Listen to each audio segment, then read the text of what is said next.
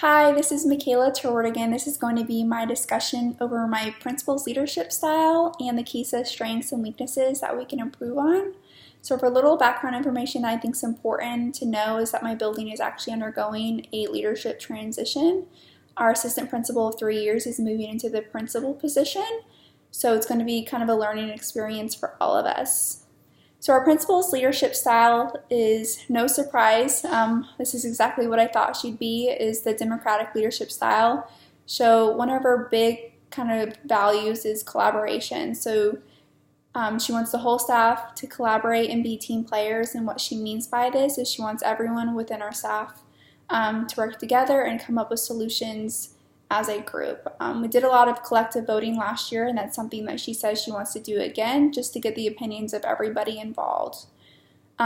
We have a lot of staff that actually takes on the leadership role, and she likes that. She likes to group people within groups so that each leader kind of has their own group. Within those groups, everyone has a smaller environment to share those opinions, and then those leaders can go to her and share what they've learned. She also works a lot with BL team members and collaborates with them. So she does a lot of collaboration herself to kind of contribute to how she's going to make decisions and solve problems. So as far as the Kesa part of the module, it's something we discussed for a lot longer than we thought. Since my principal is new to her position, she actually was not aware of this, so it was a learning time for both of us. To start off with, we had a lot of questions. It was very kind of overwhelming at first. We went into each component to try to understand each of them, so we felt that we could decide where we were at on each of the components. We were confused on how each component would be measured and what criteria exactly they were looking for. So that was a little bit difficult for us since we weren't really aware of it. So that was definitely a learning curve for us. So as far as strengths, we identified many components that we thought we were modeling in. Just a few quick ones was data, curriculum, and staff relationships. But going deeper into which ones we thought we were modeling in was the responsive culture framework.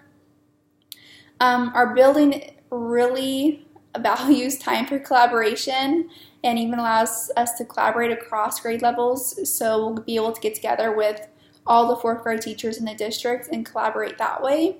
And our teachers also do the same thing within our building. So we feel like this really builds kind of a staff morale and even a district morale to give us that time. So it's completely beneficial to us. We collaborate to make important decisions based on data for students, on students, curriculum, tools, assessments. We collaborate in every step we take. This collaboration allows us to really pinpoint specific needs of our students and allows us to make good decisions when it comes to like MTSS groupings and tools we're going to use for that. And this also relates to standard 7D, where all teachers take the accountability for each student's success, which we really value. One more strength that we thought was our social engagement, so the social and emotional needs of our students, and this is something our district also has really nailed into our heads the past couple of years. So we thought we were good to go in that. We modeled that. We have a new curriculum that specifically follows how we meet those needs of our students when it comes to social and emotional. For weaknesses, there was two main ones that really stood out to us. One was implementing was let me try and remember, personalized instruction. So there was a category talking about all personalized instruction and individualized learning plans. This is something completely new to our district, and they met together this summer to start talking about it, but it's something probably we don't even have evidence on as of yet. It is so new, so it's definitely one thing that we will be implementing within the next, my principal says, 1 to 5 years. So that is in the process. The next category that we believed we were implementing and transitioning, and we might always be transitioning, was the use of our technology.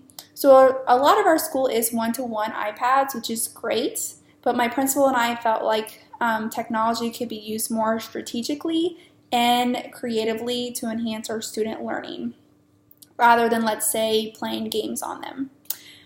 So the need for technology support is something that we really want to try and strive for and get within the next couple of years. We also felt that the section of technology and teaching support could be improved by focusing on how teachers in our building can come together to share what applications are being used, as well as how they're using them in the classroom for students to engage in a more meaningful project-based learning within the technology. So that's something definitely next year we thought we could do at staff meetings, was everybody share or collaborate on how they're using their technology in the classroom.